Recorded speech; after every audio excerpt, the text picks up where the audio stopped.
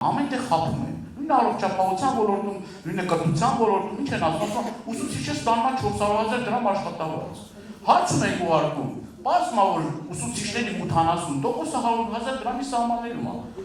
Ասում է, թոշակառում 500,000 դրամ փող ենք տալիս մենք թոշակառում։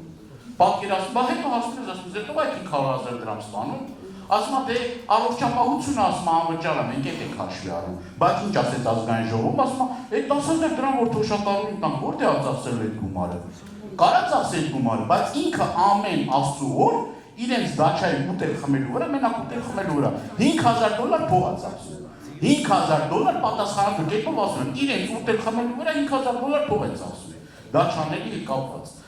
Այսինքն իրենց կարելի ամեն ինչ, ոյաժներ, ծախսեր եւ այլն, բայց ժողովրդի ոչ մի բան։